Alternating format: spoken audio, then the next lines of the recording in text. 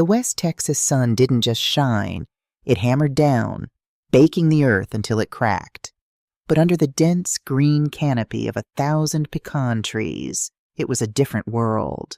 Cool, shaded, and smelling of rich soil and growing things. Nancy Richardson stood at the edge of Sector 4, her silver hair pulled back into a practical knot, her worn leather boots planted firmly in the dirt. She held an iPad in her calloused hands, her eyes tracking the high-definition feed from the agricultural drone buzzing 100 feet above the canopy. At 65, Nancy wasn't the frail, knitting in a rocking chair type of grandmother. She was the sole owner and operator of a $4 million pecan ranch. She tapped the screen, adjusting the irrigation schedule for the south acreage. 5 years ago, when her husband passed away, the neighboring ranchers had offered condolences and almost immediately lowball offers to buy her out. They assumed a widow couldn't handle the grueling demands of a commercial harvest. Nancy had responded by upgrading to automated drip irrigation, buying 2 drones, and increasing their annual yield by 20%. She was sharp, independent, and fiercely protective of the land she and her late husband had built from the ground up. The crunch of gravel broke her concentration. Nancy tapped a button to send the drone back to its charging pad and turned toward the main driveway. A black, freshly washed Mercedes SUV, a rental judging by the barcode sticker on the window, was rolling to a stop in front of her sprawling ranch house. The driver's door opened and Adam Green stepped out. Adam was 35, a Manhattan real estate broker, and married to Nancy's only daughter, Kimberly. He was dressed in a crisp navy linen button-down and tailored slacks, looking entirely out of place against the backdrop of tractors and dusty pickup trucks. As he stepped onto the gravel, he glanced down, visibly annoyed for a split second as the red Texas dust coated his expensive Italian loafers. Then he looked up and saw Nancy. Instantly, a smile flashed across his face. It was a brilliant, practiced smile. The kind of smile he used to close multi-million-dollar condo deals in Tribeca. It was flawless, perfectly symmetrical, and entirely plastic. "Nancy!" Adam called out, waving enthusiastically as he marched toward her. He wrapped her in a tight, cologne-scented hug. "Look at you. You look fantastic. I swear the Texas air keeps you getting younger." "And you look like you're about to sell me a timeshare, Adam," Nancy replied with a dry chuckle, returning the hug briefly. "I wasn't expecting you until this evening. How was the drive from Dallas?" "Long. Traffic was a nightmare," Adam sighed, running a hand through his perfectly styled hair. He looked around the property, his eyes scanning the massive storage barns and the endless rows of trees. "But it's always worth it to see this place. It's massive." Nancy wiped her hands on her denim jeans. "Where's Kim? I thought she was flying down with you." Adam's flawless smile dropped, replaced by an expression of deep, rehearsed concern. He placed a hand on Nancy's shoulder. "That's actually why I'm here alone. Kim's blood pressure spiked again on Tuesday. The doctor in New York officially grounded her. No flying, no stress, strict bed rest until the baby comes." Nancy felt a cold spike of anxiety in her chest. Kimberly was 32.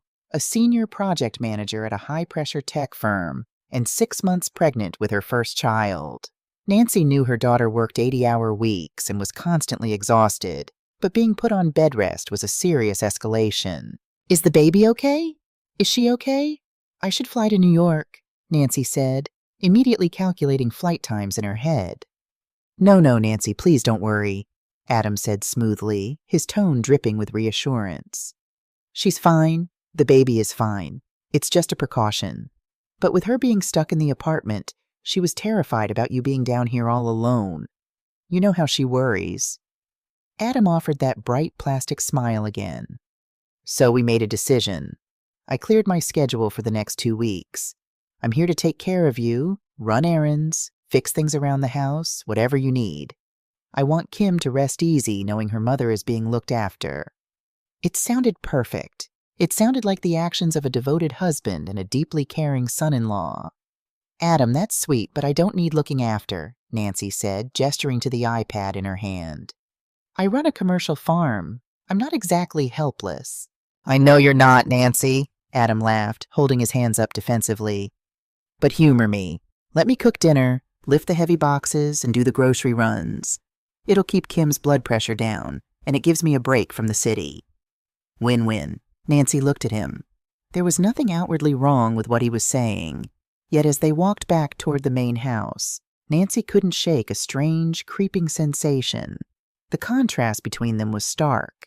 The ranch was honest, raw, and unapologetic. Adam was manicured, calculated, and polished to a mirror shine. Later that evening, the West Texas sky turned a bruised purple, and the cicadas began their nightly hum. Nancy sat on the wraparound porch, sipping a glass of iced tea. Inside, through the large kitchen window, she could see Adam. True to his word, he was making dinner. He had insisted she sit outside and relax. From her vantage point in the shadows of the porch, Nancy watched him. Adam was standing by the kitchen island, but he wasn't chopping vegetables. He was standing perfectly still, his back to the stove. He was looking down at the stack of mail Nancy usually kept near the fruit bowl. Bank statements, property tax assessments, equipment invoices. He picked up a letter from her bank. He didn't just glance at it. He held it up to the light, studying the return address, his eyes narrow and focused. The perfect son-in-law mask was completely gone. In its place was a look of cold, intense calculation. Nancy watched as he quietly slipped his smartphone out of his pocket, snapped a photo of the envelope, and slid it back into the stack, exactly as he had found it. A heavy, unsettling silence settled over the porch. Nancy took a slow sip of her sweet tea, the ice clinking softly against the glass. She didn't know what Adam Green was looking for, but she knew with the sharp instinct of a woman who had survived 50 years in Texas that he wasn't here to cook dinner. Dinner had been a masterclass in pleasantries. Adam had served pan-seared salmon with a reduction sauce he claimed to have learned from a chef in Soho. He had poured Nancy a glass of expensive Pinot Noir, asked insightful questions about the pecan yield, and spoken of Kimberly with such profound, misty-eyed devotion that any other mother would have wept with gratitude. But Nancy wasn't any other mother. She was a woman who had spent 40 years negotiating with cutthroat agricultural distributors. She knew when someone was selling her a bad bill of goods. Now it was 2:15 a.m. The sprawling ranch house was dead silent, save for the low, steady hum of the central air conditioning and the occasional creak of the settling timber. In her master bedroom, Nancy lay flat on her back, staring at the ceiling fan turning slow, lazy circles in the dark. She couldn't sleep. The image of Adam standing in her kitchen, holding her bank statement up to the light, played on a loop in her mind. Am I going crazy? She thought, rubbing her tired eyes. Am I just a paranoid old widow looking for shadows where there are none? She wrestled with the guilt. Kimberly loved this man. Kimberly was carrying his child. Adam had a successful career, a tailored wardrobe, and a charming demeanor. What possible reason would a wealthy Manhattan broker have to snoop through the mundane financial mail of a Texas pecan farmer? Maybe he was just curious. Maybe it was a weird, harmless habit. But Nancy's gut, the same gut that told her when a frost was coming before the meteorologists predicted it, the same instinct that had saved this farm from bankruptcy a dozen times, was screaming at her. Something is wrong in my house.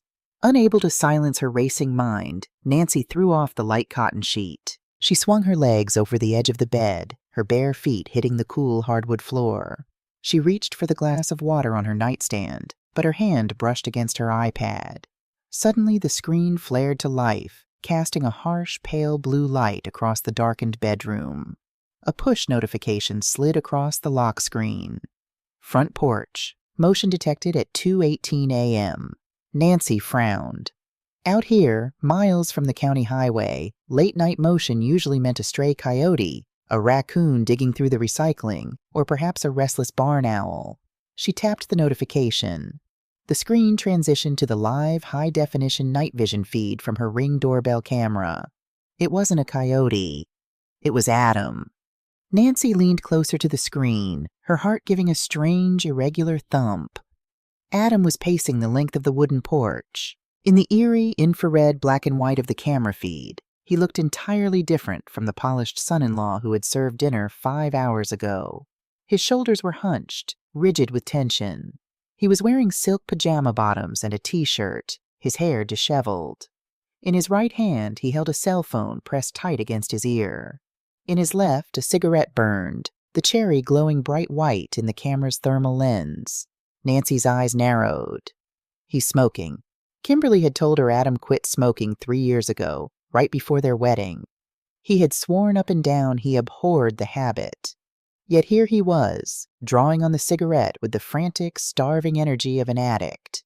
He stopped pacing and leaned against the wooden railing, looking out into the pitch-black expanse of the pecan orchard. Nancy reached out with a trembling index finger and tapped the volume icon on the iPad screen, sliding it to maximum. The sensitive microphone of the Ring camera picked up the ambient noise, the chirping of crickets, the rustle of the wind through the leaves, and then Adam's voice.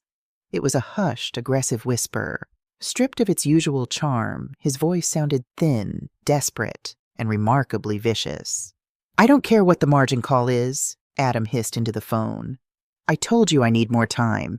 You can't pull the plug now. I am sitting on a gold mine down here." Nancy stopped breathing. The glass of water on her nightstand was forgotten. She sat perfectly still in the dark, the iPad trembling slightly in her grip. A gold mine. He was talking about the farm. A pause on the audio feed. Whoever was on the other end of the line was speaking, but the camera couldn't pick up their voice. Adam took another aggressive drag of his cigarette, his free hand raking through his hair. "No, listen to me," Adam interrupted, his whisper turning into a venomous hiss. "I am not defaulting. The crypto crash wiped out the liquid assets, but I have collateral. Real, tangible collateral. 400 acres of prime Texas real estate." Nancy felt the blood drain from her face. A cold, heavy dread settled in the pit of her stomach. Crypto crash? Defaulting? The narrative of the highly successful Manhattan broker began to disintegrate before her eyes. Adam wasn't wealthy. He was drowning. And he was trying to use her land, Arthur's land, the land meant for Kimberly and her unborn child, as a life raft. But how? Nancy thought, her mind racing. The deed is in my name. He can't touch it. He can't leverage it unless I sign it over. On the screen, Adam flicked the cigarette butt off the porch into the dirt. He gripped the phone with both hands now. "You think I'm stupid?" Adam sneered into the receiver. "I already have the paperwork drawn up. The proxy is signed. My wife doesn't suspect a thing. She's too exhausted and hormonal to read what I put in front of her." Nancy clapped a hand over her own mouth to stifle a gasp. "My wife." He spoke about Kimberly not with love, but with chilling contempt. He was using her pregnancy, her exhaustion, as a weapon. "I told you to wait 3 more months." Adam's voice rose slightly, edged with panic and cold-blooded resolve. 3 months. That's all it takes. Another pause. Nancy leaned in so close to the iPad that the screen illuminated the terrified, wide-eyed reflection of her own face. "Because that's the timeline," Adam spat, delivering the final, devastating blow into the night air.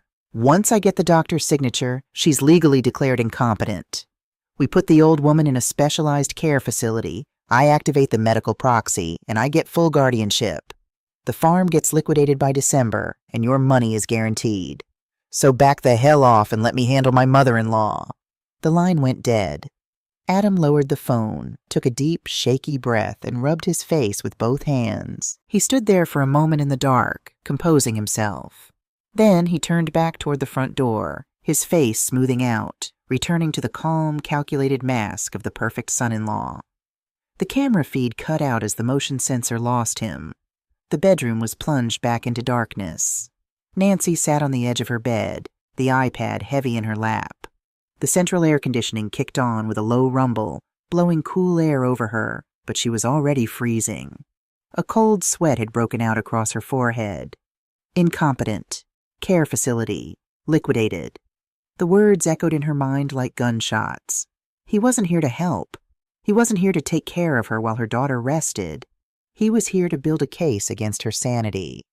Every question about her health, every insistence that she sit down and rest, every time he offered to handle her mail, It was all a calculated performance to strip her of her rights, lock her away, and sell her life's work to pay off his hidden debts. The fear was paralyzing. If he already had a doctor involved, if he already tricked Kimberly into signing something, the trap was already closing around her.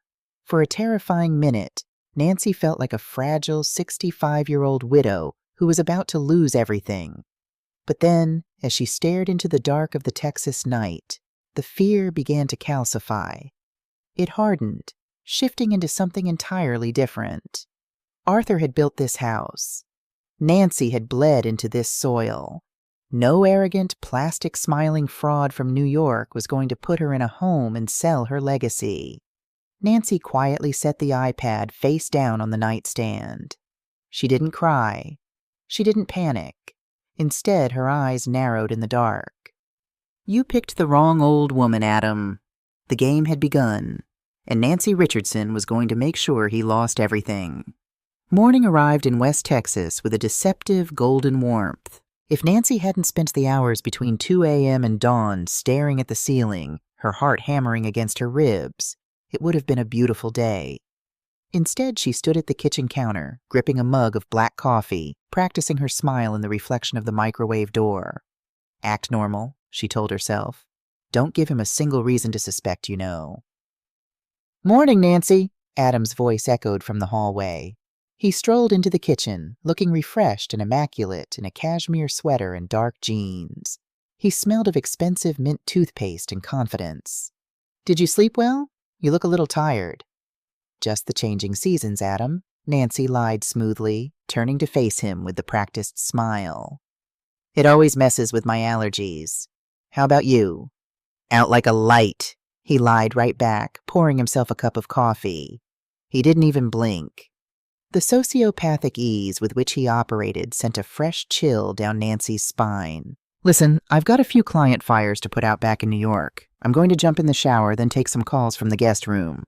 Do you need me to run to the hardware store for you afterward? No, take your time, Nancy said, taking a slow sip of her coffee. The farm can manage itself for a morning. Perfect. Be out in 20. Adam smiled, patted her affectionately on the shoulder, and walked back down the hall toward the guest suite. A moment later, the heavy oak door clicked shut. 2 minutes after that, the unmistakable muffled roar of the plumbing kicked in. The shower was running. Nancy set her mug down. Her hands were shaking. 20 minutes. That was her entire window. She pulled her iPhone from her pocket, swiped into the settings, and double-checked that the phone was on silent. No shutter noise. No accidental rings. She walked softly down the hallway, the thick Persian runner absorbing the sound of her footsteps. She paused outside the guest bedroom door. Through the wood, she could hear the steady drumming of water against the tile in the ensuite bathroom. She turned the brass doorknob. It wasn't locked. Nancy slipped inside, closing the door behind her with a soft click.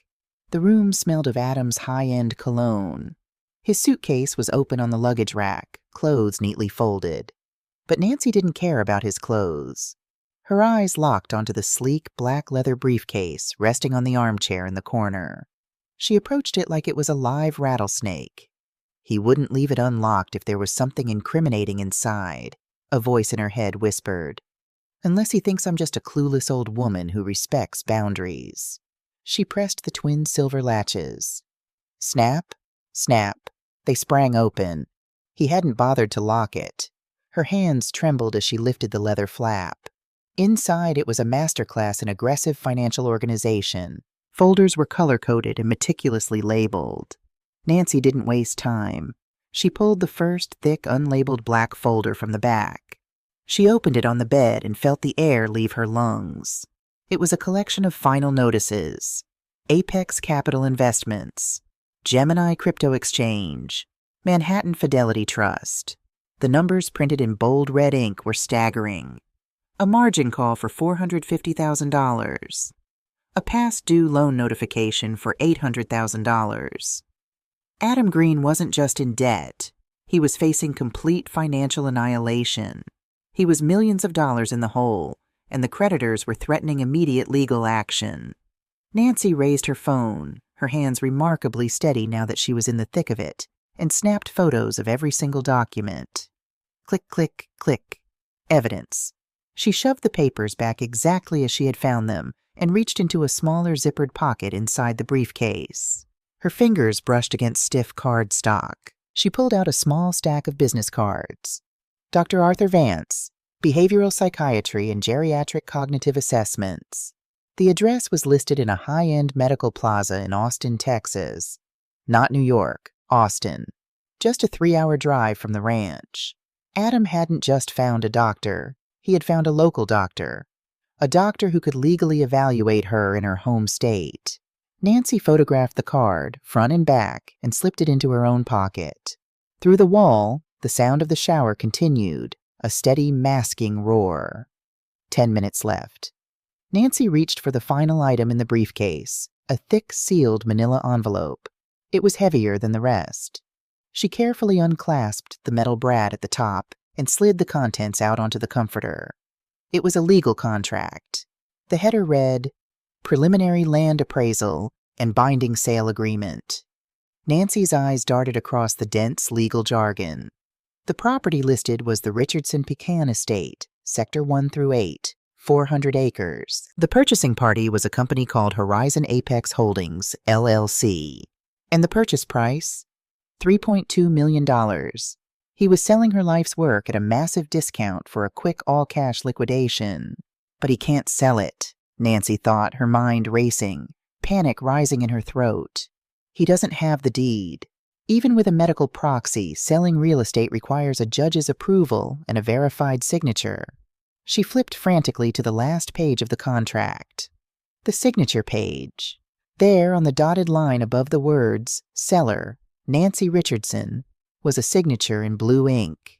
Nancy stared at it, her blood turning to ice water in her veins. It was her signature. The slight loop on the N, the sharp, jagged cross on the T in Richardson. It was a perfect, flawless forgery. This wasn't just a greedy son-in-law planning for the future.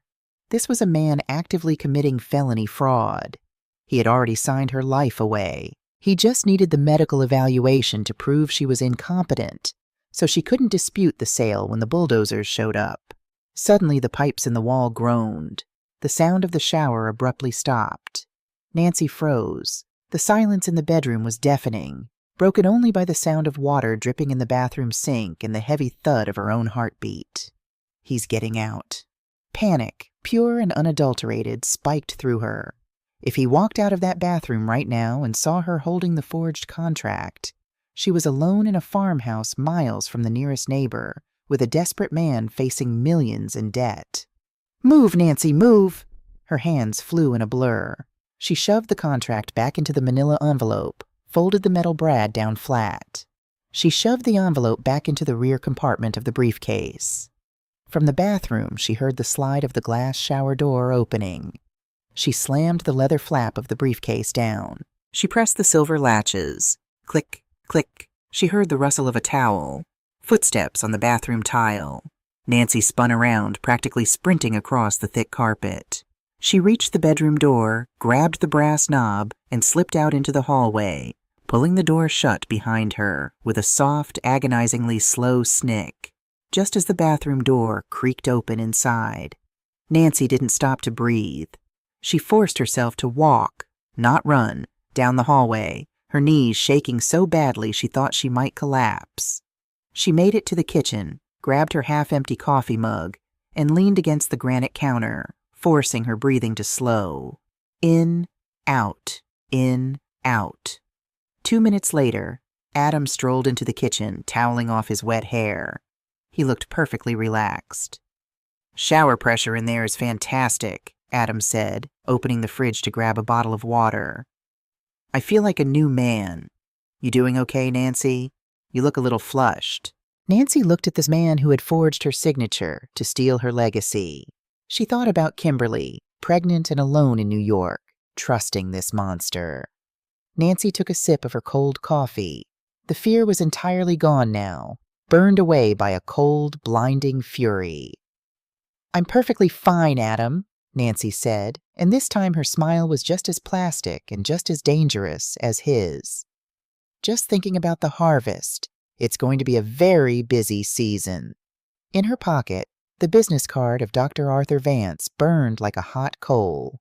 She had her first target. "I'm heading into town for a bit, Adam," Nancy called out from the hallway, grabbing her keys from the ceramic bowl near the door.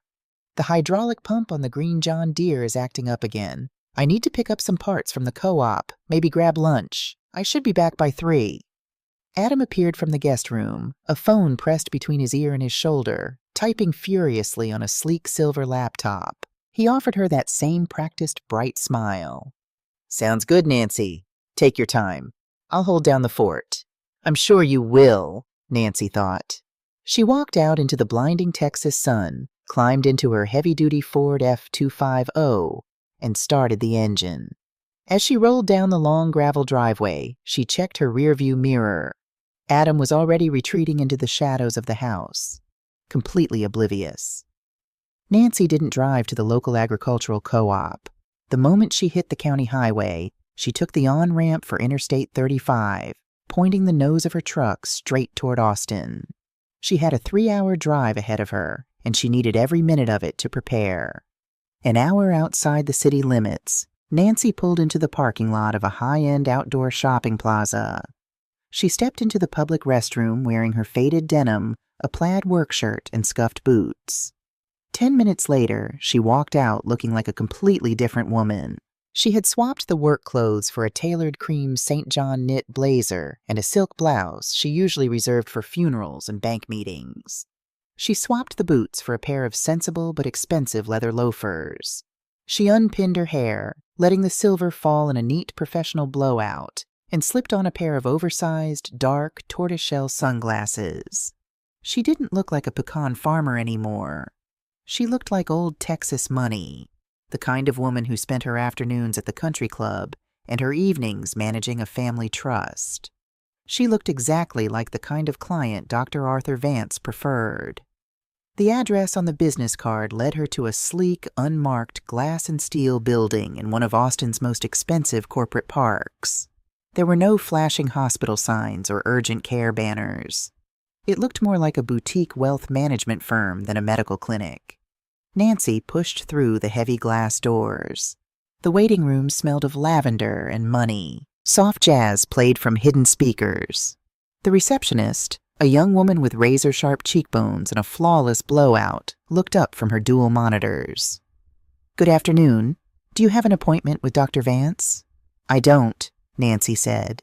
She didn't ask. She stated it. She stepped up to the desk, her tone dripping with the exhausted entitlement of the ultra-wealthy. "My name is Eleanor Sterling. I don't have an appointment, but I have a very pressing, very private family emergency. I need 10 minutes of the doctor's time. Now." The receptionist blinked, her customer service smile faltering. "Ma'am, Dr. Vance is entirely booked for the next 3 weeks. I can put you on a cancellation list." Nancy reached into her designer handbag, her thumb hitting the record button on her iPhone's voice memo app before pulling out her hand. She leaned over the counter, lowering her voice to a conspiratorial, desperate whisper. "My husband is 72, Nancy said, injecting a subtle tremor into her voice.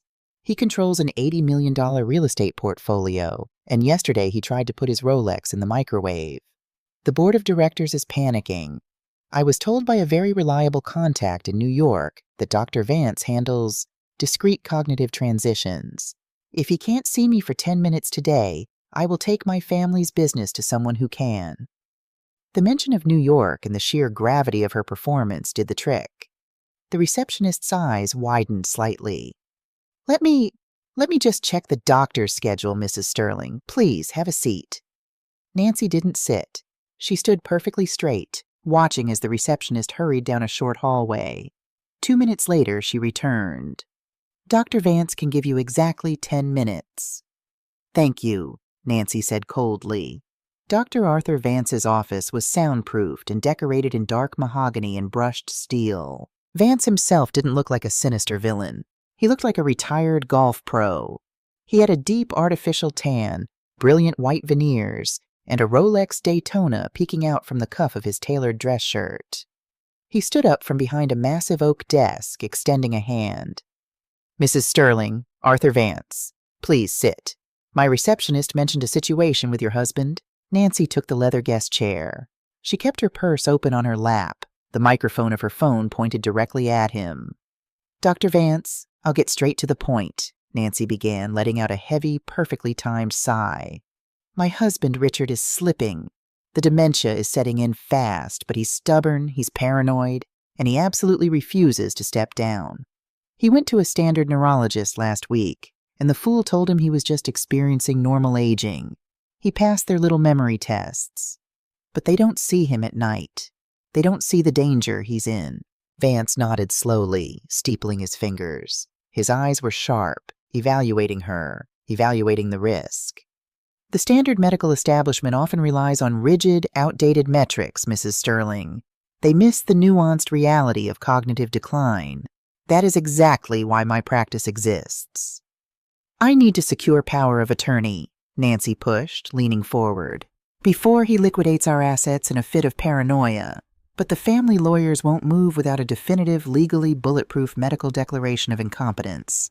And Richard will not step foot in another clinic."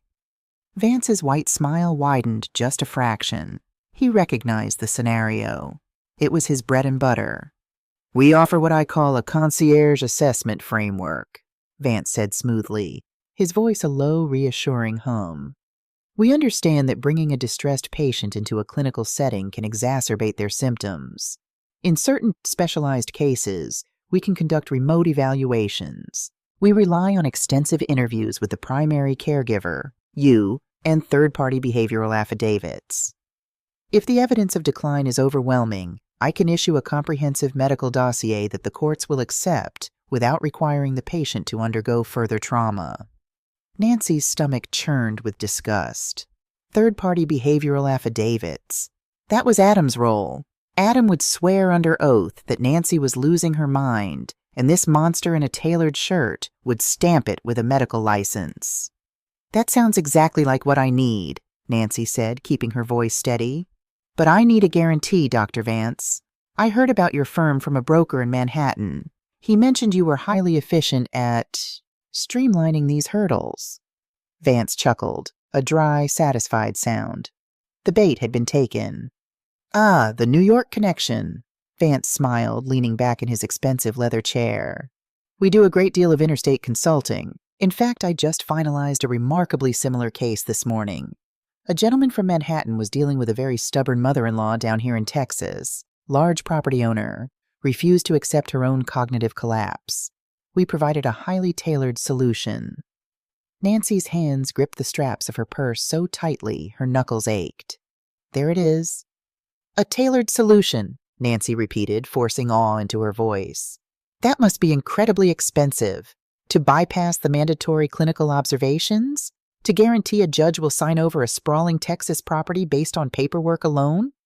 "Quality legal and medical insulation is never cheap, Mrs. Sterling," Vance said, his tone dropping to a hard, businesslike baseline. "For our premium expedited package, which includes the remote diagnostic paperwork, the signed declaration of severe cognitive impairment, and my personal guarantee to testify via sworn deposition if the patient attempts to contest it, the retainer is $20,000, paid via wire transfer to our consulting LLC. $20,000. Adam was millions in debt, but he had scraped together $20,000 to buy a loaded gun and point it directly at her head.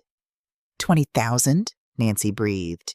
"And for that, you can hand me a piece of paper that gives me total control? By the time my dossier hits the judge's desk, your husband won't be able to buy a cup of coffee without your signature, let alone manage an $80 million estate," Vance promised, his smile gleaming. "The gentleman from New York paid his invoice on Tuesday. His mother-in-law's estate will be in his full legal custody by the end of the month. It is a seamless process." Nancy let the silence hang in the air for 3 long seconds, ensuring the microphone caught every single word. She had it. The confession, the price tag, the exact mechanics of the fraud. "Dr. Vance, you have put my mind entirely at ease," Nancy said, standing up and smoothing her blazer. "I need to discuss the wire transfer with my private banker. I will call your receptionist tomorrow to finalize the paperwork. Take your time, Mrs. Sterling. We are here to help. Vance stood, extending his hand again. Nancy shook it, suppressing the urge to spit in his face. She walked out of the office, past the sleek receptionist, and pushed through the glass doors into the sweltering Texas heat. As she reached her truck, she pulled her phone out and stopped the recording. A file popped up on the screen. Audio_001.m4a. It was the sound of Adam Green's safety net burning to the ground. But as Nancy sat at the driver's seat, the adrenaline began to fade, leaving a cold, heavy reality in its wake. Adam had paid the $20,000 on Tuesday. Vance had just said the dossier was finalized this morning. The paperwork declaring her legally incompetent already existed. It was signed. It was real. And if Adam filed it with the Texas courts before she could stop him, her farm, her bank accounts, and her freedom would be frozen instantly. She couldn't just fight this from the farm. She had to cut the head off the snake. And the snake's strongest weapon wasn't Dr. Vance. It was the medical proxy signature of Nancy's own daughter. Nancy started the truck, but she didn't turn back toward the farm. She pulled out her phone and booked a direct red-eye flight from Austin to JFK. It was time to go to New York. The red-eye from Austin to JFK was a turbulent, sleepless nightmare, but Nancy Richardson didn't close her eyes once. While the cabin slept around her in the dim blue light, Nancy stared at the seat back in front of her, running through the timeline. Before boarding, she had sent Adam a brief, casual text. Tractor parts are back ordered. Staying the night at Brenda's place in town so I can pick them up first thing tomorrow. There's leftover brisket in the fridge. Adam had replied 3 minutes later with a thumbs-up emoji and a message telling her to drive safe. He thought he had the farm completely to himself. He thought he had won. At 6 a.m., the plane touched down in New York. The transition from the sprawling, quiet acreage of West Texas to the towering concrete canyons of Manhattan was always jarring. But today, it felt suffocating. Nancy caught a yellow cab outside the terminal. The sky was the color of wet slate, raining a fine, miserable mist as the taxi crawled through morning traffic toward Tribeca. Adam and Kimberly's apartment was in a sleek, ultra-modern high-rise that looked like a jagged shard of glass cutting into the clouds. It was the kind of building with a valet, a private gym, and a concierge desk made of imported Italian marble. Adam had always boasted about the rent here, wearing the address like a badge of honor. Now Nancy knew exactly whose money he was planning to use to pay for it. "Mrs. Richardson," the doorman said, looking surprised as Nancy walked through the revolving doors dragging a small carry-on. He recognized her from her visit the previous Thanksgiving. "We weren't expecting you. Should I call up to Mr. Green?" "Adam is in Texas, Marcus," Nancy said smoothly, not breaking her stride. "I wanted to surprise Kimberly. She's been so stressed with the bed rest. You know how it is." "Of course, ma'am. Go right on up. The elevators are unlocked for residents this early." Nancy rode the elevator to the 42nd floor. The hallway was dead silent, lined with abstract art and recessed lighting. She stood in front of door 42B, her heart suddenly pounding against her ribs. She was about to blow her daughter's world apart. She keyed in the passcode Adam had given her last year, 0412, their wedding anniversary, and pushed the heavy door open. The apartment smelled of stale coffee and anxiety. The floor-to-ceiling windows offered a breathtaking view of the Hudson River, but the blinds were half-drawn, casting a gray, dreary light over the expensive mid-century modern furniture. "Adam?" a voice called out from the living room. It was weak, strained, and terribly tired. "Did you forget your keys again?" Nancy walked around the partition wall and stopped dead in her tracks. Adam had painted a picture of Kimberly resting peacefully, catching up on sleep while he heroically took over the burdens of the farm. The reality was a nightmare. Kimberly was sitting on the edge of the sprawling sectional sofa, surrounded by a fortress of paperwork, empty coffee mugs, and 2 glowing laptops. At 32, she was usually vibrant and sharp, but right now she looked utterly depleted. Her skin was pale, carrying a grayish, exhausted tint. Dark, bruised-looking circles hung heavily under her eyes. She was 6 months pregnant, resting a hand protectively over her swollen belly, while her other hand clutched a glowing smartphone. She looked up. Her eyes went wide. "Mom?" Kimberly dropped the phone onto the sofa. What are you doing here? Is everything okay? Did something happen to Adam? Did he call you?" The sheer panic in her daughter's voice, the immediate assumption that Nancy was the one in trouble or that Adam was hurt, broke Nancy's heart. Nancy dropped her bag and crossed the room, pulling Kimberly into a tight, desperate hug. She felt how tense her daughter's shoulders were, tight as coiled wire. "I'm fine, Kimmy. I'm perfectly fine," Nancy whispered, smoothing her daughter's messy hair. "And Adam is fine. He's at the farm." Kimberly pulled back, bewildered. "Then why are you in New York? You hate flying, and who's running the harvest?" Nancy sat down on the edge of the coffee table, facing her daughter knee to knee. She looked at the chaotic spread of laptops and spreadsheets.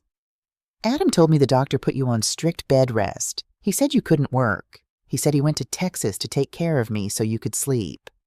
Kimberly let out a dry, bitter laugh, rubbing her temples. "Mom, bed rest in the corporate tech world just means you're allowed to work from your couch instead of a cubicle. My company is launching the new software update in 3 weeks. If I step back now, I lose my maternity leave bonus. Adam knows that. I've been working 14-hour days from this sofa trying to keep everything from collapsing." Nancy felt a hot surge of rage toward her son-in-law. Adam had weaponized his wife's exhaustion. He knew Kimberly was too drained, too overworked, and too stressed about the baby to notice anything happening outside of her immediate survival bubble. "Kimberly," Nancy said, her voice dropping to a low, serious register, "I need you to listen to me very carefully. And I need you to think back to the last few weeks. Did Adam ask you to sign any legal documents recently?" Kimberly blinked, confused by the sudden shift in tone. "Legal documents? Mom, what is going on?" "Please, Kim, just answer me. Did he put any paperwork in front of you?" Kimberly frowned, rubbing her forehead as if trying to force her exhausted brain to rewind.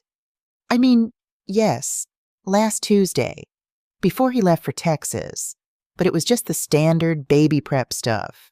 He brought home a stack of papers from the estate lawyer in the hospital. It was huge, like 50 pages. "What was in it?" Nancy pressed, her grip tightening on her daughter's hands. "Just life insurance updates, adding the baby as a beneficiary, and the hospital pre-admission forms for labor and delivery, the emergency medical proxies for the C-section, just in case something goes wrong during birth." Adam had yellow sticky notes on all the signature lines. "I was on a conference call with our engineers in London, Mom. I was so tired I was seeing double. He just pointed to the yellow tabs and I signed them." "Why?" Nancy closed her eyes for a second. The yellow tabs, the oldest, dirtiest trick in the corporate playbook. Hide the poison pill in a mountain of routine paperwork, point to the sticky notes, and rely on the victim's fatigue. "Kim, where is that folder?" Nancy asked. "Did he leave a copy here?" "Yes, it's in the filing cabinet in his home office," Kimberly said, her voice trembling now, picking up on her mother's dread. "Mom, you're scaring me. What did I sign?" Nancy stood up. "Show me." They walked down the short hallway to Adam's meticulously organized office. Kimberly opened the bottom drawer of the sleek metal cabinet and pulled out a thick blue legal folder labeled Green Family Trust and Medical Directives. They took it back to the kitchen island. Nancy opened the folder and began flipping through the dense legalese-filled pages. The first 20 pages were exactly what Adam claimed they were. Life insurance policy adjustments, pediatrician HIPAA release forms, hospital pre-registration for Mount Sinai Maternity Ward. But as Nancy reached page 38, the formatting of the document subtly changed. The header at the top no longer referenced the New York hospital system. It was a state of Texas legal header. Nancy slid the document out and laid it flat on the marble counter. Affidavit of consent and waiver of right to serve as guardian. Kimberly stared at the bold black letters. "What is that? I've never seen that heading." "Read the first paragraph, Kim," Nancy said quietly. Kimberly leaned over the counter, her eyes tracing the lines of text. As she read, the remaining color drained completely from her face. Her breathing hitched. I, Kimberly Green, née Richardson, being the sole biological daughter and next of kin to Nancy Richardson, do hereby attest under penalty of perjury that I have witnessed a severe and sustained cognitive decline in my mother. Given my current high-risk medical condition and geographical distance, I am unable to provide the necessary supervised care. I hereby waive my right to serve as primary guardian and give my full, uncoerced consent for my husband, Adam Green, to petition the state of Texas for total medical and financial conservatorship over Nancy Richardson and her estate. At the bottom of the page, right where a yellow sticky note used to be, was Kimberly's signature, signed in black ink, dated last Tuesday. No, Kimberly whispered, taking a step back from the counter as if the paper had caught fire. No, he told me that page was the consent form for the epidural. He was rubbing my shoulders while I signed it. He poured me tea.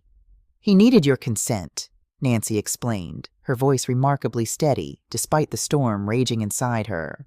In Texas, a son-in-law can't just petition to take away a mother's rights if she has a living, capable child. The judge would immediately ask why you aren't the one stepping in.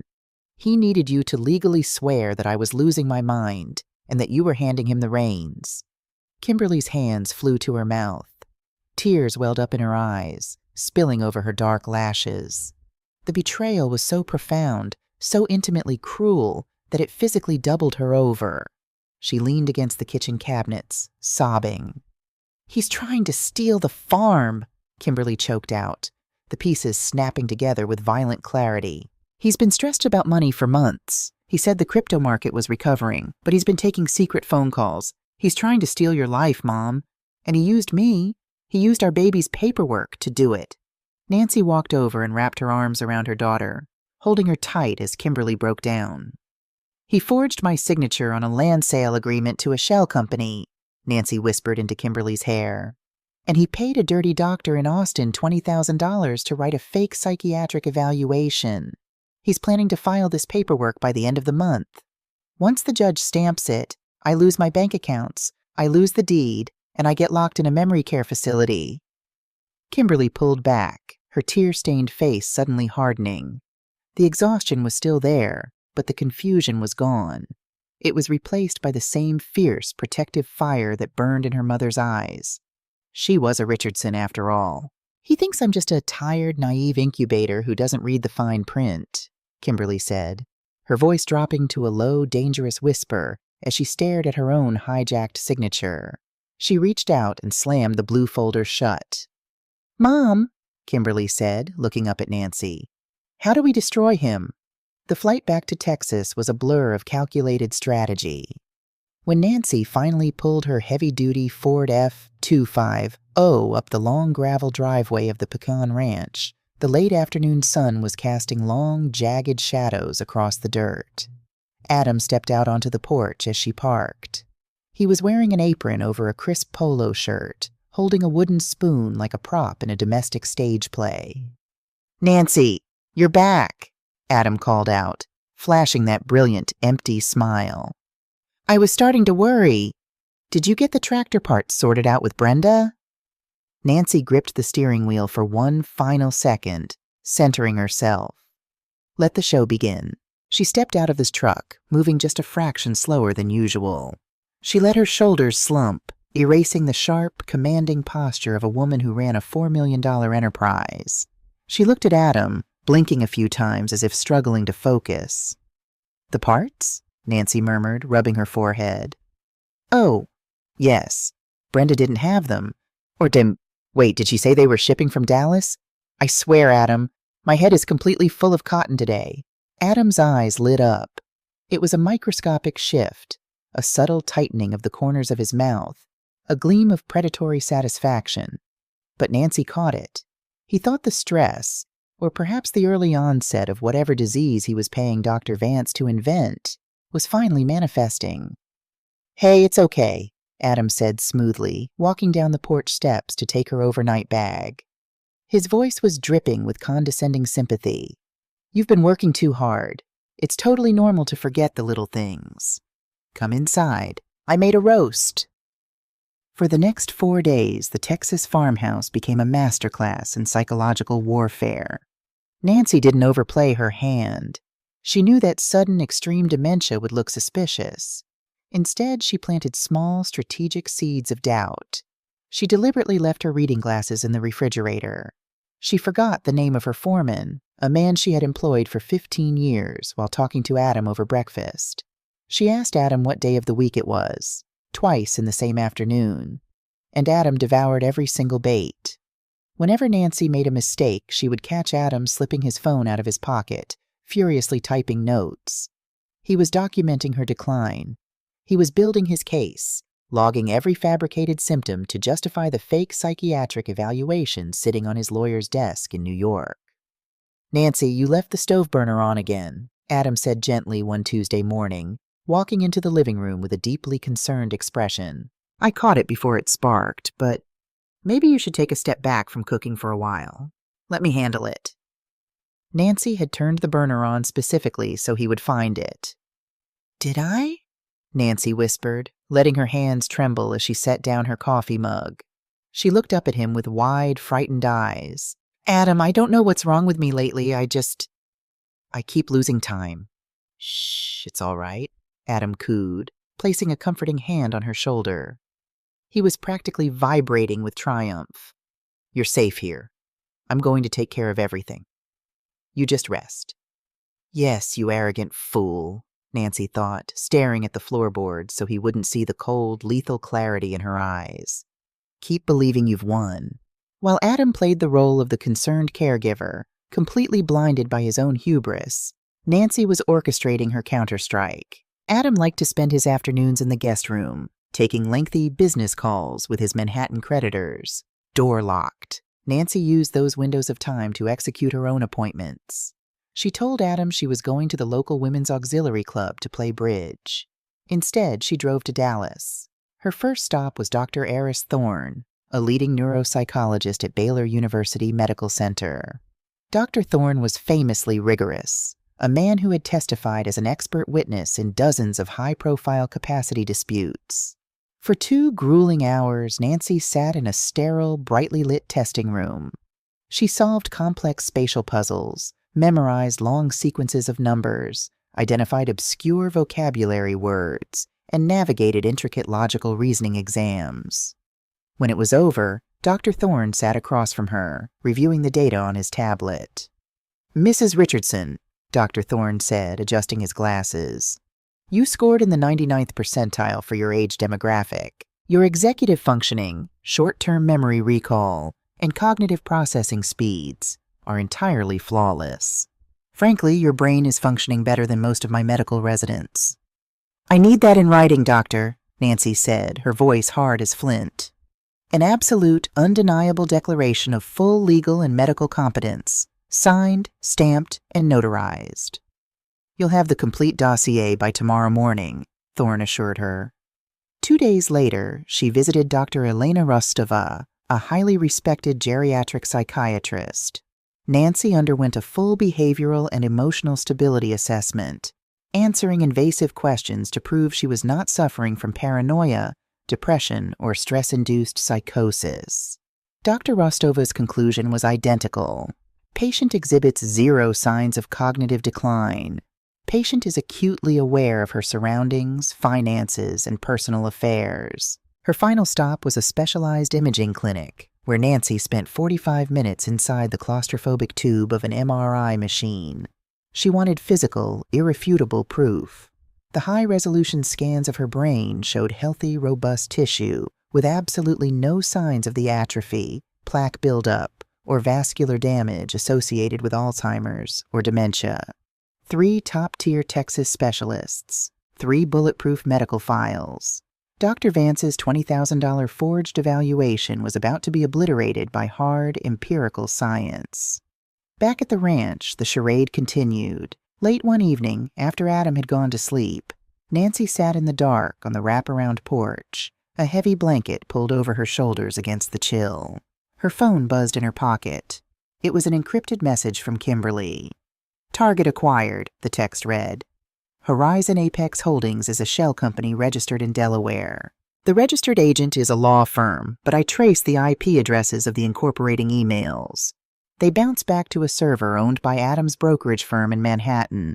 His boss is the silent partner.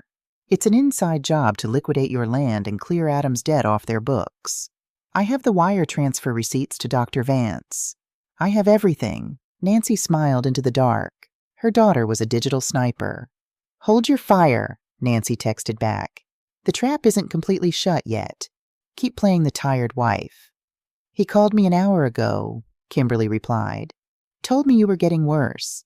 Told me he was handling the legal side to protect the family. I told him he was my hero. I almost threw up." "You are a Richardson," Nancy typed, a fierce surge of pride warming her chest. "We don't break. See you at the finish line." The next morning, Adam walked into the kitchen with a distinct spring in his step. He was wearing a sharp blazer and holding a sleek leather folio. He looked like a man who had just closed the biggest deal of his life. "Morning, Nancy," he chirped, pouring a coffee. "Listen, I have to run into town today. Just some boring administrative stuff for the farm's insurance policies. I might be gone until the afternoon." Nancy looked up from her oatmeal, putting on her best vacant expression. "Insurance? I thought Arthur handled the insurance." Arthur had been dead for 5 years. Adam's smile widened, a flash of pure, predatory joy. "Arthur's not here right now, Nancy. But don't worry. I've got it all under control. In fact, by the end of the week, you won't have to worry about a single piece of paperwork ever again. I promise." "You're a good boy, Adam," Nancy said softly, patting his hand. "I do my best," he replied, turning toward the door. As Adam's rental SUV disappeared down the driveway, heading toward the county courthouse to file the fraudulent guardianship petition, Nancy stood up from the table. The vacant, confused look vanished from her face instantly, replaced by a cold, terrifying resolve. He was filing the papers. He was making his move. The fly had just willingly walked into the center of the web. Nancy picked up her cell phone and dialed the number for her attorney, a ruthless elder law specialist in Austin. "Mr. Sterling," Nancy said when the lawyer answered. "He's filing the petition today. It's time to schedule the deposition." Outside the floor-to-ceiling windows of the Tribeca apartment, Manhattan was swallowed by a heavy, relentless 2 a.m. downpour. Inside, the only light came from the harsh, blue-white glow of dual monitors in Adam's home office. Kimberly sat in his expensive ergonomic leather chair, an oversized cashmere sweater wrapped tightly around her shoulders. She placed a hand on her swollen abdomen, feeling a sudden, sharp flutter. The baby was restless. "I know, little one," Kimberly whispered, her voice hoarse from the exhaustion she was no longer allowed to succumb to. "Mommy's almost done, I promise." When Nancy had left for Texas, she had tasked Kimberly with one objective: find the money. Adam had taken his primary silver MacBook with him to the farm, confident that his secrets were safely locked behind a biometric thumbprint scanner in his luggage. But Adam was a real estate broker, not a systems architect. Kimberly managed complex, multi-million-dollar cloud infrastructure migrations for a living. She knew that in the modern digital age, nobody ever truly takes their data with them. It always leaves a shadow. Kimberly stared at the small, black, rectangular box sitting on the top shelf of the office bookcase. It was a NAS, a network-attached storage drive. Adam used it to wirelessly back up his laptop every time he connected to their home Wi-Fi. She opened her own laptop, a high-powered workstation, and pulled up the administrative terminal for their home router. Her fingers flew across the keyboard with a frantic, rhythmic clack, clack, clack. "He thinks I'm just a tired project manager," Kimberly thought, her jaw tightening. "He thinks my job is just making color-coded spreadsheets." She pinged the local network, isolating the IP address of the NAS drive. A login prompt flashed onto her screen. "Enter administrator password." Kimberly paused. Adam was meticulous about his suits, his hair, and his public image, but he was incredibly lazy with cybersecurity. He possessed the profound arrogance of a man who believed the women in his life were too uninterested or too foolish to check his digital footprint. She typed in their wedding anniversary, 0412. Incorrect. She typed his mother's maiden name. Incorrect. She closed her eyes, thinking back to the day he bought the drive 2 years ago. He had been watching basketball, drinking a scotch, complaining about his password manager. Kimberly's fingers hovered over the keys. She typed, Nix 1999. The screen blinked black for a fraction of a second, then exploded into a massive directory of folders. Access granted. Kimberly let out a long, shuddering breath. She was in. She had full access to the cloned hard drive of Adam's MacBook, updated up to the exact minute he had left for the airport to fly to Texas. She didn't waste time browsing. She opened the search directory and typed $20,000. Hundreds of files populated, mostly old tax returns and real estate commission statements. She refined the search, adding parameters for the last 30 days, specifically targeting PDF files. The list narrowed to 3 documents. She clicked the first one. It was a redacted wire transfer confirmation from a secondary checking account at Chase Bank, an account Kimberly's name was not on. The date matched the Tuesday Adam had forced her to sign the fake medical waiver. The amount was exactly $20,000. The recipient was listed as Vance Consulting Group, LLC, Austin, Texas. Got you, Kimberly whispered, a cold spike of adrenaline hitting her bloodstream. It perfectly corroborated her mother's secret audio recording. Adam had bought the fake medical evaluation. The paper trail for the bribery was secured. She dragged the PDF onto an encrypted flash drive she had plugged into her workstation. But the $20,000 was just a tool. It wasn't the motive. The motive was the farm. Kimberly cleared the search bar. She took a sip of cold, stale water, steeling herself for the real dig.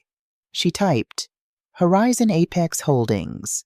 A single Microsoft Word document appeared. Preliminary_appraisal_Richardson_V3.DOCX. Kimberly opened it. It was the exact forged contract her mother had photographed inside Adam's briefcase. She scrolled to the bottom, her stomach turning at the sight of her mother's flawlessly forged signature. She right-clicked the document and selected Properties to view the file's hidden metadata. She needed to know what computer had originally created this file. If Adam had drafted it himself, the author tag would be his name. The metadata window popped up. Created by LegalDept_MFT, Company Manhattan Fidelity Trust. Kimberly frowned, leaning closer to the screen. Manhattan Fidelity Trust. That was Adam's employer. That was the ultra-wealthy commercial real estate brokerage where Adam worked as a senior partner. Why was Adam's corporate legal department drafting a secret, highly illegal contract to buy her mother's farm under the name of an anonymous shell company? The puzzle pieces were colliding, but the picture they formed was entirely wrong. This wasn't just a desperate husband trying to steal an inheritance to cover his crypto losses. This was something much larger. Kimberly opened Adam's archived email application, a massive .pst file containing years of his corporate correspondence. The progress bar crawled across the screen as her computer unzipped the massive file. Come on, she urged silently. When the inbox finally loaded, she used the search bar to query Horizon Apex. A chain of 10 emails populated. The sender was Gordon Hayes. Gordon Hayes was the CEO of Manhattan Fidelity Trust. He was Adam's boss, mentor, and the man who had given a glowing toast at their wedding. Gordon had bought them a $2,000 espresso machine as a wedding gift. Kimberly clicked the oldest email in the chain, dated 4 months ago. From Gordon Hayes to Adam Green. Subject, margin call/liquidation notice. Adam, the crypto market correction has wiped your collateral. You owe the firm $850,000 in leveraged margin debt. By company policy, I have to seize your assets, liquidate your apartment, and terminate your contract by the end of Q3, unless we can find an alternative off-book asset to balance your ledger. Kimberly felt the blood drain from her face. She clicked the next email in the chain, sent 2 weeks later, from Adam Green To Gordon Hayes, subject RE, margin call, alternative asset. Gordon, don't file the termination. I have an off-book asset. My mother-in-law owns 400 acres of prime, unmortgaged agricultural land in Texas. Value is north of $4 million. She's elderly. If we set up a blind shell company, I can execute a quiet sale at a discount. $3.2 million. The firm takes the property, my $850,000 debt is zeroed out as a finder's fee, and the rest goes into a trust I control. I just need time to get legal guardianship. Kimberly covered her mouth with her hand to stifle a gasp. The sheer predatory sociopathy of the email was suffocating. He was negotiating the sale of her mother's life like it was a used car. But the final email in the chain, sent just 5 days ago, was the one that truly broke the conspiracy wide open. From Gordon Hayes to Adam Green. Subject, final warning, Texas liquidation, Adam. Legal has finalized the Horizon Apex Holdings paperwork. We are ready to wire the funds to the escrow account. But I am out of patience. You have exactly 3 weeks to get the mother-in-law declared legally incompetent and execute the forged sale agreement. If you don't have total legal conservatorship over Nancy Richardson by the end of the month, the deal is dead. I will fire you, file a lien on your Tribeca apartment, and leave you and your pregnant wife on the street. Do whatever it takes, Adam. Secure the medical paperwork. Kimberly sat frozen in the glow of the monitors. The silence of the apartment was ringing in her ears. She had found it. The absolute, undeniable truth. This wasn't just Adam acting alone in a panic. It was a highly organized, corporate-backed fraud. Gordon Hayes and Manhattan Fidelity Trust had created the shell company. They had drafted the forged contract. Gordon was actively extorting Adam, holding a financial gun to his head, and Adam had chosen to sacrifice Nancy to save himself. Adam hadn't just betrayed his family. He had sold them to his boss. A profound, icy calm washed over Kimberly. The tears were gone. The exhaustion was gone. The woman who sat in that leather chair was no longer a terrified wife or a stressed project manager. She was a weapon, fully loaded and aimed directly at Manhattan Fidelity Trust. She selected the entire email chain, the metadata logs, the wire transfer receipts, and the fake contract. She dragged all of it onto her encrypted flash drive. She safely ejected the drive, pulled it from the USB port, and gripped it tightly in her fist. The metal edge bit into her palm, a sharp, grounding pain. She picked up her phone and drafted the encrypted text to her mother, her fingers flying across the glass screen. Target acquired. Horizon Apex Holdings is a shell company. His boss is the silent partner. It's an inside job. I have everything. Her mother's reply came through a minute later. Hold your fire. The trap isn't completely shut yet. Keep playing the tired wife. Kimberly looked around the luxurious gray-toned apartment. She looked at the expensive furniture paid for by a man who was willing to destroy her family to save his own ego. She wouldn't be playing the tired wife much longer. She stood up, walking to the window to look out over the rainy Manhattan skyline.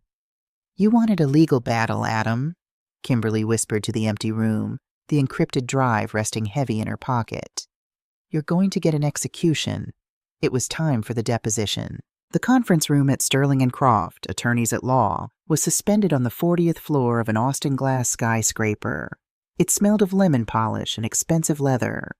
At the end of the long mahogany table, a legal videographer adjusted the lens of his camera. The red recording light blinked on.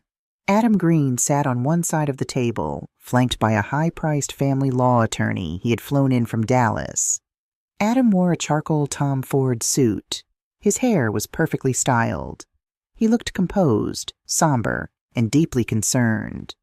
Across the table sat Nancy Richardson and her attorney, David Sterling, a man whose quiet demeanor hid the legal instincts of a great white shark. State your name for the record, the videographer instructed. Adam Green, Adam said smoothly. Mr. Green, his Dallas attorney began, teeing up the rehearsed narrative. Can you describe the events that led you to file for emergency medical and financial conservatorship over your mother-in-law, Nancy Richardson? Adam leaned forward, folding his hands. He looked directly at the camera, his expression a mask of profound sorrow. It breaks my heart to be here. Over the past month, I have witnessed a severe, terrifying decline in Nancy's cognitive abilities. She forgets names. She leaves the stove on. She is a danger to herself. My wife, Kimberly, is on high-risk bed rest in New York and cannot intervene. As a family, we consulted with Dr. Arthur Vance, who confirmed advanced dementia. I am simply trying to protect Nancy's legacy before she destroys it. He slid the fraudulent $20,000 evaluation across the table. It was his golden ticket. Nancy didn't blink. She sat perfectly still, her hands resting in her lap. David Sterling adjusted his glasses. He didn't look at the fake evaluation. Instead, he looked at Adam. "Mr. Green," Sterling said, his voice low and gravelly. "Are you aware that committing perjury during a sworn, recorded deposition is a third-degree felony in the state of Texas?" Adam's plastic smile faltered for a fraction of a second. "I am telling the truth. I have the medical documentation right there." "No, you have a piece of paper you purchased," Sterling corrected. He reached into his leather briefcase and pulled out 3 thick, bound dossiers. He dropped them onto the mahogany table. Thud, thud, thud. "Exhibit A," Sterling announced to the room. "A comprehensive neuropsychological evaluation from Dr. Eris Thorne at Baylor Medical. Exhibit B, a psychiatric clearance from Dr. Elena Rostova. Exhibit C, high-resolution functional MRI scans of Mrs. Richardson's brain. All 3 independent, board-certified specialists conclude that Nancy Richardson operates in the 99th percentile of cognitive function. She has the brain of a healthy 40-year-old. Adam stared at the 3 binders. A single bead of sweat broke out at his hairline. His Dallas attorney shifted uncomfortably in his chair, suddenly realizing he was standing on a landmine. Those must be fabricated," Adam stammered, his polished voice cracking. "My wife signed a sworn affidavit. She witnessed the decline herself." Yes, your wife," Sterling said mildly. He picked up a remote control and pointed it at the massive flat-screen television mounted on the wall. "Let's ask her." The screen flickered to life. Kimberly Green was not lying on a sofa in New York. She was sitting at her glass desk, her posture razor-straight, her eyes burning with a cold, terrifying clarity. Adam recoiled as if he had been slapped.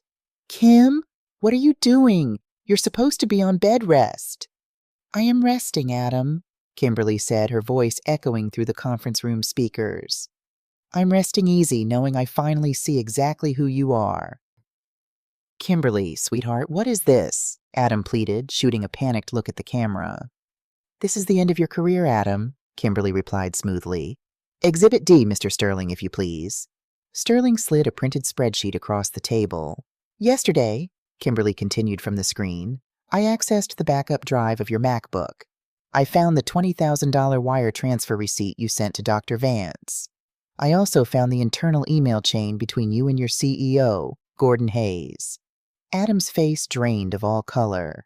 He looked like a man standing on the gallows, watching the lever get pulled.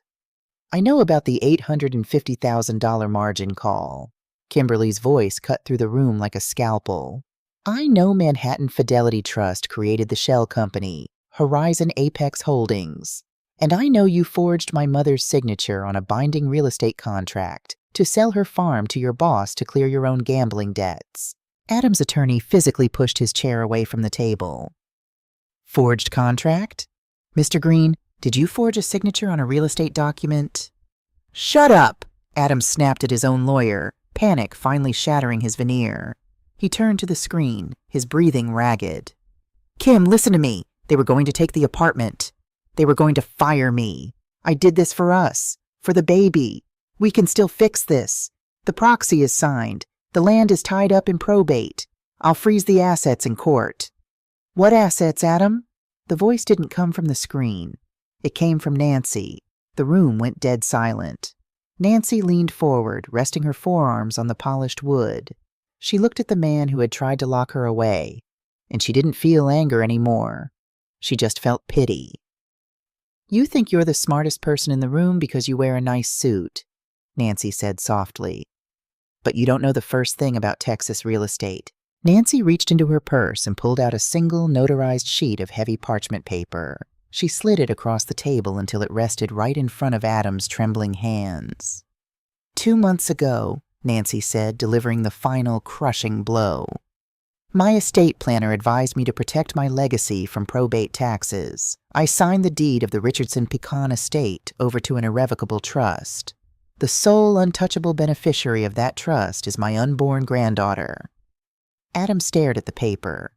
His mouth opened, but no sound came out. I don't own the farm, Adam, Nancy whispered, a grim smile touching her lips. The trust does. You paid $20,000 to a dirty doctor. You committed wire fraud, and you forged a federal real estate contract to steal a property that I do not even legally possess. Adam Green was completely paralyzed. The math crashed down on him. There was no farm. There was no money. There was only the digital trail he had carelessly left behind, leading the FBI straight to his door. His Dallas attorney stood up, snapping his briefcase shut. For the record, I am formally withdrawing as Mr. Green's counsel, effective immediately. I cannot represent a client actively engaged in a criminal conspiracy. The lawyer walked out of the room without looking back. On the screen, Kimberly rested her hands on her swollen belly. I filed for divorce this morning, Adam. The locks on the Tribeca apartment have been changed, and I forwarded your entire hard drive to the Securities and Exchange Commission, the Manhattan District Attorney, and the FBI field office. Adam sat entirely alone at the long table. The camera's red light blinked continuously, recording the exact moment his life evaporated. Nancy stood up, buttoning her St. John blazer. She didn't say another word to him. She didn't need to. She turned, nodded to her attorney, and walked out of the conference room. 6 months later. The West Texas sun was warm, filtering through the dense golden-green canopy of the pecan orchard. The harvest was in full swing. The distant rhythmic hum of the tree shakers echoed across the 400 acres of prime agricultural land. Nancy Richardson sat on her wraparound porch, a glass of iced sweet tea resting on the railing. The screen door creaked open. Kimberly stepped out into the sunlight. The dark circles under her eyes were gone.